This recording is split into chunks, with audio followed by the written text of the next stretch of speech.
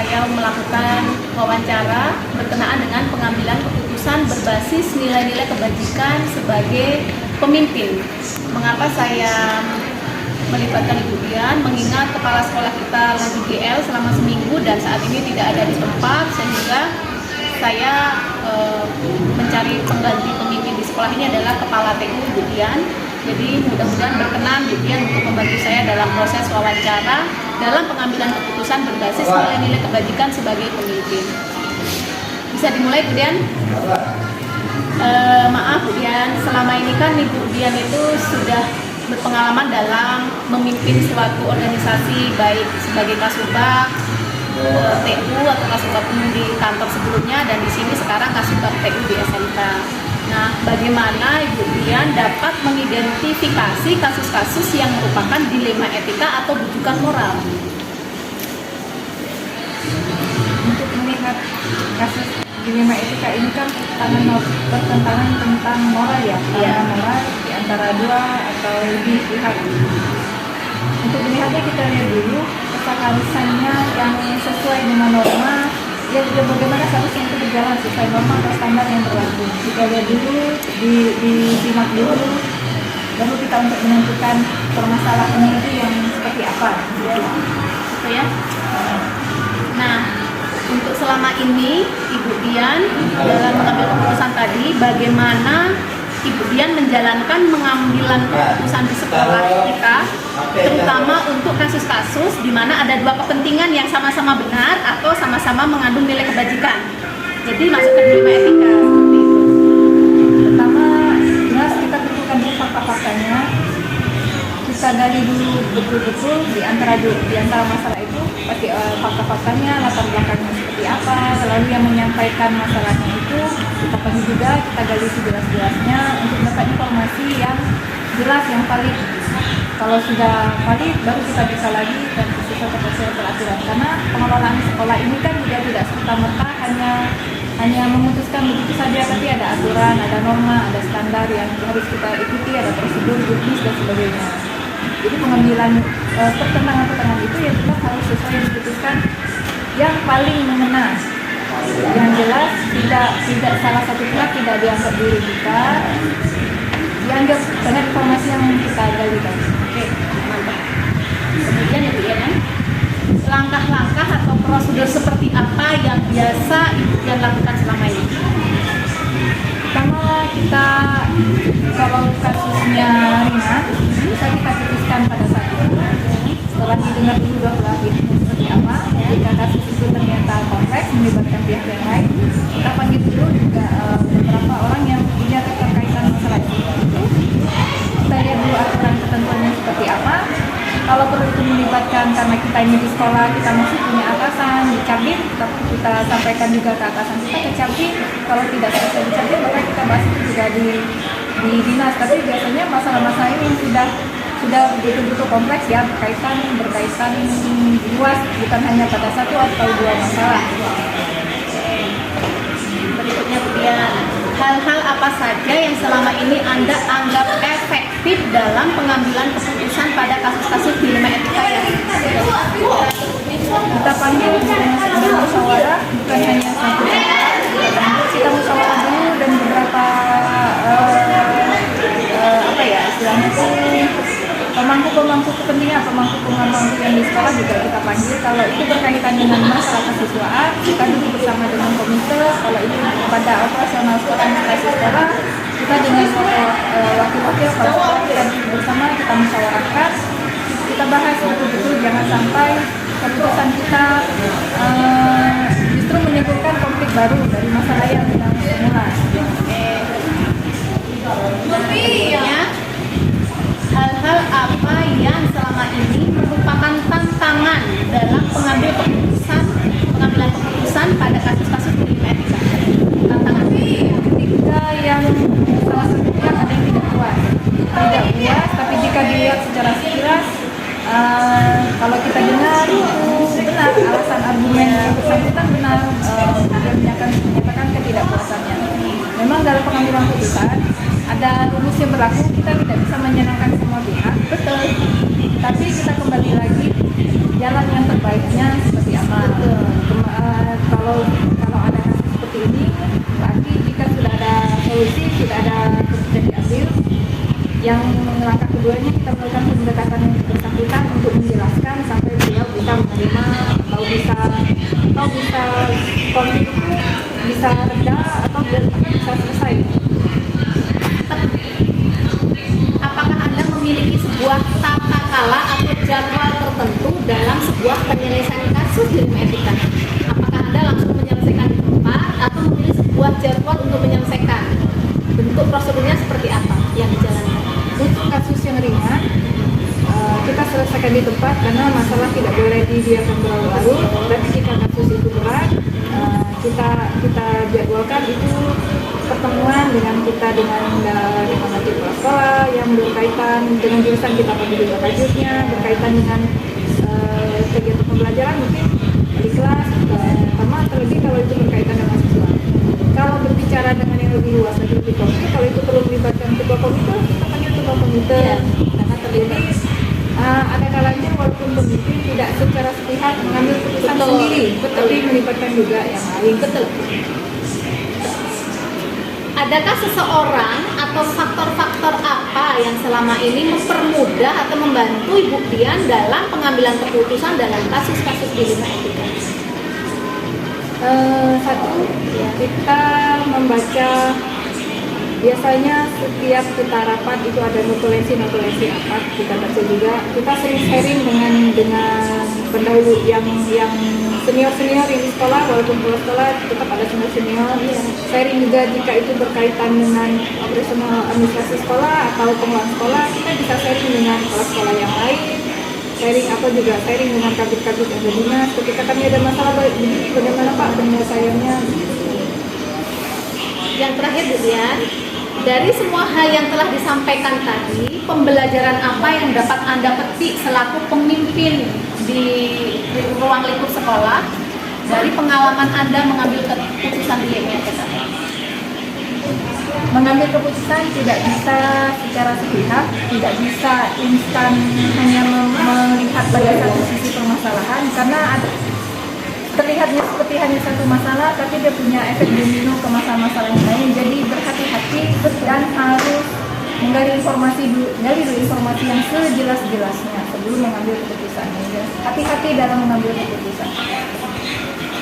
Saya rasa cukup, mengingat apa yang ingin saya tanyakan sudah tercakup semua dalam pertanyaan saya dan dijawab secara lugas serta bermakna dari Bu Dian selaku pemimpin di sekolah, yaitu kepala TU.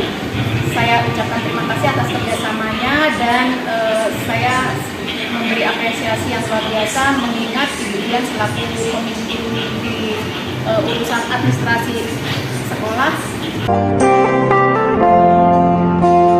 Selamat siang Ibu. Terima kasih atas waktunya yang sudah disempatkan untuk saya. Saya Ibu Tami Marwati, CKP Angkatan 5 dari SMK Negeri 1 Bandung Barat. Jadi tujuan saya ke sini yang seperti pagi tadi kita sudah bahas bahwasanya ingin melakukan wawancara dengan kepala sekolah selaku pemimpin pembelajaran di sekolah di SMK Negeri 1 Bandung Barat dalam pengambilan keputusan dan kebijakan berdasarkan nilai-nilai kebajikan sebagai seorang pemimpin. Bersedia Bapak ya? Oke. Alhamdulillah. Kita mulai aja Pak ya. Ya. Nah, selama ini kan Bapak selaku kepala sekolah kan di tempat bekerja pasti mempunyai kapasitas untuk membuat suatu keputusan atau kebijakan di setiap satuan pendidikan. Nah, bagaimana Bapak dalam mengidentifikasi kasus-kasus yang merupakan dilema etika atau bujukan moral? Oke. Jadi terkait dilema etika, kita fokus bahwa ini adalah sebuah dilema, di mana dilema itu sebenarnya hanya memerlukan sebuah keputusan melihat dari sisi kebijakan, bukan terkait konteks keputusan yang melanggar hukum atau aturan. Nah, kemudian ketika kita berbicara tentang rujukan moral, maka sebenarnya jelas dan sederhana. Ketika ini terkait dengan aturan perundang-undangan, kemudian pelanggaran hukum, maka jawabannya hanya ikut aturan hukum atau melanggar hukum dengan konsekuensinya. Nah, itu konsekuensi hukum tentunya. Nah, kira-kira seperti itu. Bukunya Pak ya? Iya. Nah, selama ini bagaimana Bapak dalam menjalankan pengambilan keputusan di sekolah Bapak, terutama untuk kasus-kasus di mana ada dua kepentingan yang sama-sama benar atau sama-sama mengandung nilai kebajikan. Ya. Nah, Jadi ketika dilema etika itu muncul, maka fokusnya adalah yang mana yang mesti kita pilih. Dari sebut sajalah dua pilihan, kadang-kadang ada 3 pilihan bahkan lebih. Nah, indikatornya adalah untuk kepentingan mana yang lebih baik, lebih prioritas, kemudian lebih bermanfaat. Nah, itu fokusnya. Kemudian nanti misalkan bisa kita contohkan untuk kasus-kasus tertentu misalkan. Nah, dalam kasus ini misalkan begini. Misalkan, seorang anak yang pintar, sebut sajalah di SMA Negeri 1 Indo Barat, ternyata tidak bisa bersaing di perguruan tinggi lokal melalui jalur rapor. Sementara sekolah menginginkan atau orang tua menginginkan anak ini masa ranking terus dari kelas 1 sampai kelas 12 dia tidak bisa bersaing. Ada apa ya? Sementara ketika sebut sajalah saya tanya ibu bapak guru, Pak, Bu, gimana nih penilaian anak itu, nilainya benar Pak, saya bisa bertanggung jawab terhadap nilai.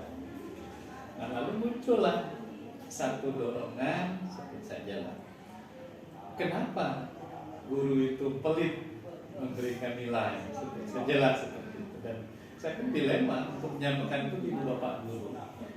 Apakah saya tetap membela ibu bapak guru untuk memberikan nilai memang seperti itu adanya? Anak ujian 60 kasihlah 60, dapat 70 kasihlah 70, dan seterusnya. Dan anak ini tidak bisa bersaing di luar sana. Nah, maka saya selaku pemimpin tentu akan melihat. Nah, ketika saya melihat ini, saya akan fokus ke kepentingan anak. Saya akan mengatakan ke ibu bapak guru, apakah nilai anak ini memang tidak bisa dilihat dari sisi lain? Apakah penilaian anak ini hanya dilihat dari nilai-nilai kuantitatif yang ibu bapak buat di lembaran-lembaran kertas? Apakah ibu bapak tidak bisa melihat penilaian anak ini dari sisi yang lain, bukan hanya dari sisi ujian-ujian yang mungkin selama ini belum terakomodir oleh anak? Nah, mungkin saya akan situ, sehingga saya akan melakukan ibu bapak coba lebih fleksibel dalam melakukan penilaian. Nah, sehingga kepentingan anak ini nanti seorang anak yang dianggap pandang di sekolah ini, dia mampu bersaing dengan anak-anak di sekolah lain yang secara kualitas bisa jadi berimbang. Tapi karena kakunya guru ini memberikan nilai, pokoknya di tes dapat 7 beri 7, di tes dapat 7,5, tidak melihat sisi lain. Nah, itu contoh di kasus pemberian nilai misalnya. Itu. iya. Berikutnya Pak, langkah-langkah atau prosedur seperti apa yang biasa Bapak lakukan selama ini? Ya.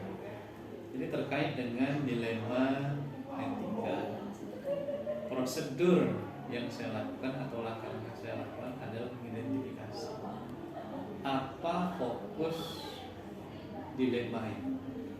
Begitu kita sudah mengetahui fokus dilema itu, maka kita punya kecenderungan nanti kemana kita akan mengarah. Seperti contoh tadi, anak ini pintar tapi tidak bisa bersaing, mengeluh, sebut sajalah anak ini mengeluh kepala sekolah.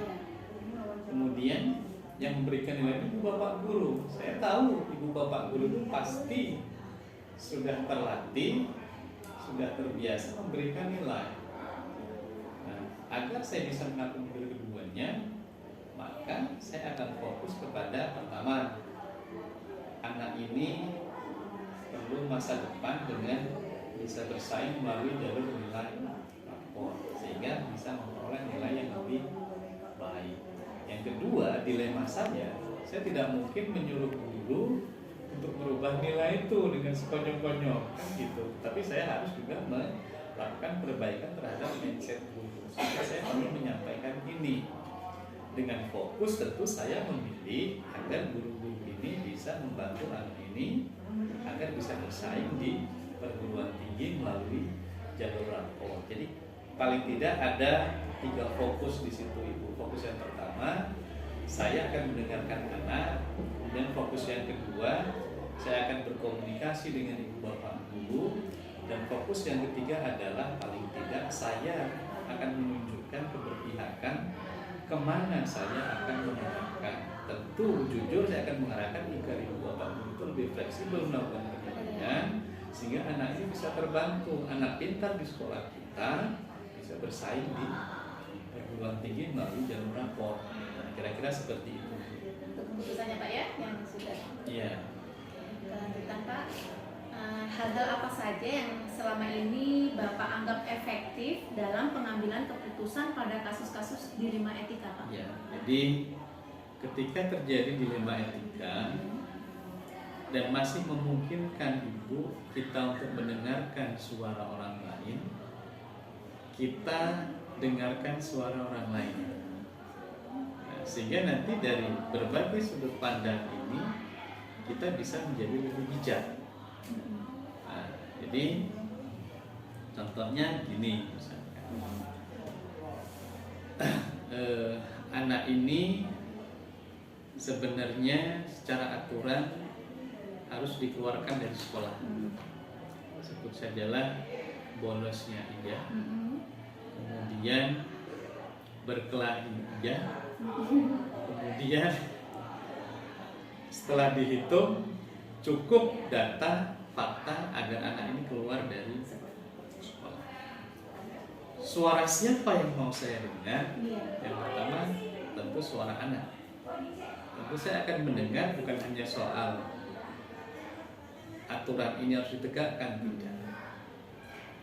Jadi dilema yang saya alami satu, fakta anak ini sudah cukup untuk dikeluarkan dari sekolah.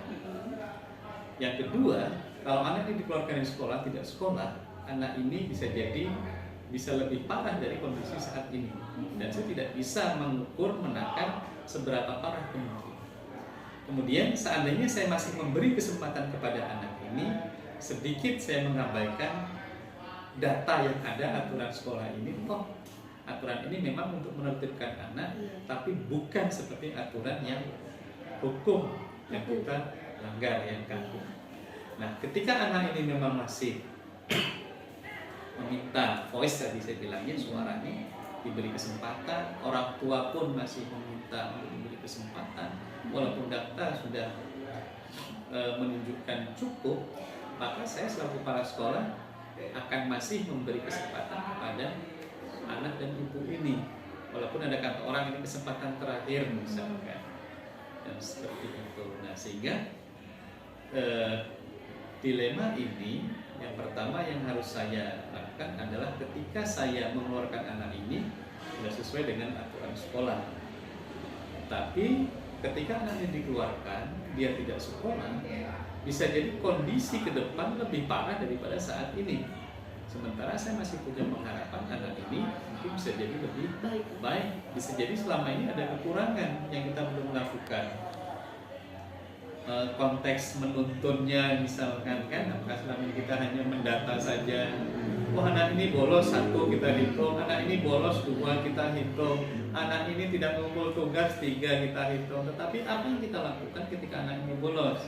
Bantuan apa yang kita berikan ketika anak ini tidak mengerjakan tugas dan seterusnya. Nah, mungkin itu yang belum dilakukan.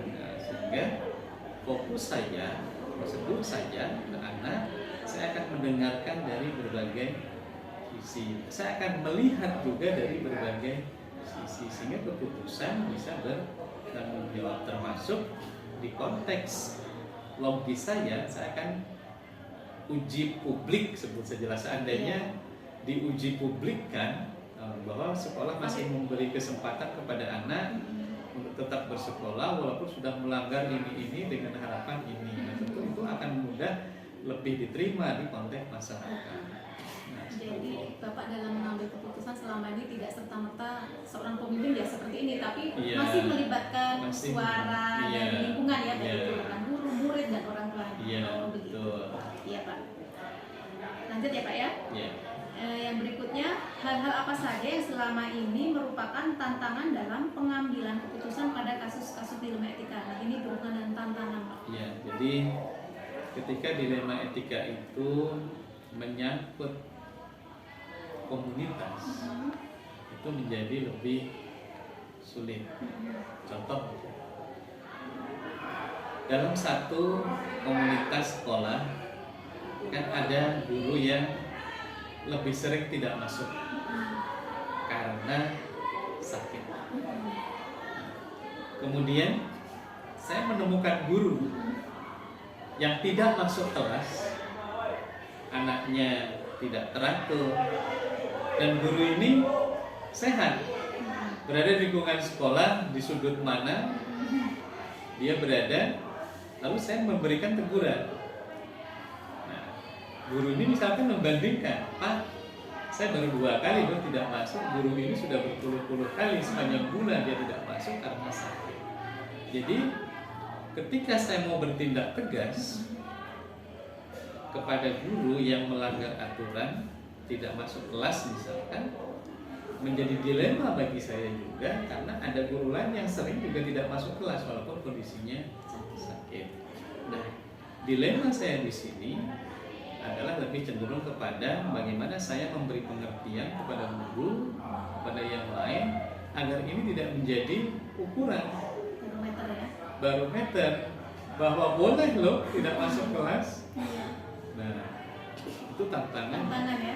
Tantangannya seperti itu. Ketika dia saya mengambil keputusan itu bisa menjadi barometer, bisa menjadi ukuran bagi orang lain, maka secara etika itu menjadi dilema bagi saya, dan itu yang paling sulit. Karena ada beberapa guru atau salah satu guru malah membandingkan itu ya, jadi malah tantangannya jadi tantangan itu. Iya. Baik Pak. Apakah Bapak memiliki sebuah tata cara atau jadwal tertentu dalam sebuah penyelesaian kasus dilema etika? Apakah Bapak langsung menyelesaikan di tempat atau memilih sebuah jadwal untuk menyelesaikan? Nah, bentuk atau prosedurnya seperti apa Pak yang Bapak jalankan? Jadi rata-rata kasus dilema etika itu tidak bisa diselesaikan saat itu muncul, itu poinnya. Tetapi memerlukan kondisi itu paling tidak ada 2. Satu, waktu. Yang kedua adalah kondisi kita secara psikologis. Jadi ketika kita mau memutuskan itu, kita betul-betul dalam kondisi prima, ya, tidak dalam kondisi yang labil atau galau, sehingga keputusan itu betul-betul objektif.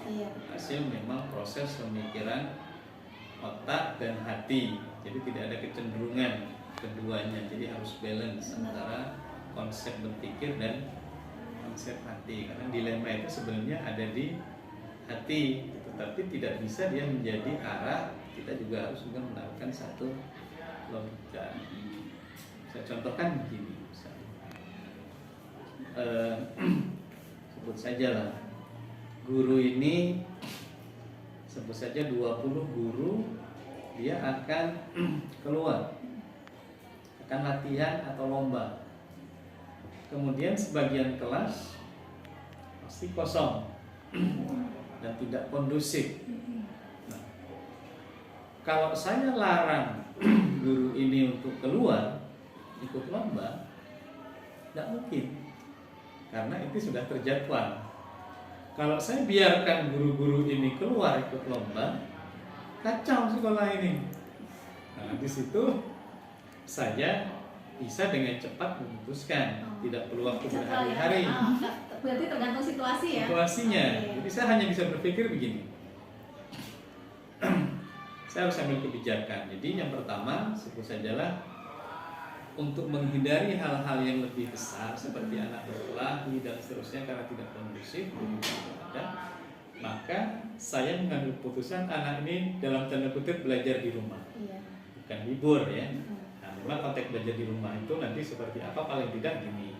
Saya selaku kepala sekolah menginstruksikan besok anak-anak di rumah tolong berikan penugasan PR atau segala macam. Setiap guru yang besok ada pelajaran wajib hari ini memberikan, ya, sehingga warga sekolah itu bisa dengan tenang, ini kegiatan berjalan, anak biarkan di rumah, kita tidak ada was-was anak nanti di sini terjadi perkelahian dan sejenisnya itu, maka itu diputuskan. Anak dalam tanda kutip lah, walaupun efektif atau tidak di rumah, mereka yang tanggung jawab dari guru sudah tanggung jawab dari guru, dan kegiatan ini bisa berjalan, dan itu tidak perlu waktu berhari-hari dan tidak perlu melambatkan banyak orang untuk mendiskusikan, karena itu betul-betul kewenangan kepala sekolah. Jadi setelah mendengar paparan dari Bapak barusan, keputusan itu tergantung situasi, apakah akan terjadwal atau tidak, melihat situasi dan melihat bentuk permasalahannya ya. Betul. Ya, terima kasih Pak. Kemudian Pak, adakah seseorang atau faktor-faktor apa yang selama ini mempermudah atau membantu Bapak dalam pengambilan keputusan dalam kasus-kasus dilema etika? Faktor yang mempermudah pengambilan dilema etika itu sebenarnya ada di orang tersebut. Itu poinnya, karena yang mengalami dilema itu biasanya yang mau ngambil keputusan, dan keputusan itu sebenarnya bersifat personal. Kemudian apa yang memudahkan? Apa yang memudahkan itu sebenarnya ketika secara personal dia mampu memotret secara keseluruhan kondisi yang menyebabkan dilema itu. Kemudian orang-orang di sekeliling dia. Contoh kembali ke tadi seorang kasus seorang guru yang sudah sekian kali tidak masuk karena kondisinya sakit. Ada guru yang beberapa kali tidak masuk, dan itu lebih kita fokus ke situ dianggap sebagai sebuah pelanggaran. Benar. Nah, ketika dalam satu lingkungan kita didukung, banyak orang yang melihat bahwa kita itu benar dan akan didukung oleh komunitas, kita tidak segan-segan untuk memberikan nasihat atau memberikan teguran terhadap guru yang 1, 2, 3 kali ini tidak masuk tapi dalam kondisi sehat. Jadi artinya tidak bisa dibandingkan. Kalau mau ibu tidak mau masuk, kasarnya ngomong, sakit dulu. Benar. Bukan ngitung tidak masuknya. Iya. Itu Pak ya, faktor-faktornya ya. Iya. Nah, sekarang kita sudah memasuki pertanyaan terakhir Pak. Iya. Untuk digali nih. Dari semua hal yang telah disampaikan dari Bapak tadi, pembelajaran apa yang dapat Bapak petik dari pengalaman Bapak mengambil keputusan dilema etika? Ya, jadi sebenarnya ketika seseorang punya kompetensi untuk menyelesaikan dilema etika, dia akan lebih bijak. Dia akan terlihat lebih dewasa. Kalau dia seorang pemimpin, dia akan lebih bisa diterima di komunitas di mana dia memimpin. Karena keputusan dilema etika itu bukan hanya melibatkan otak, tapi dia melibatkan perasaan. Seandainya itu terjadi ke saya, sebelum kita memutuskan, apa yang akan terjadi kalau ini saya putuskan terkait dengan komunitas saya? Bagaimana persepsi yang akan timbul kalau ini saya putuskan seperti ini? Siapa saja yang akan mendukung keputusan ini terkait dengan dilema etika.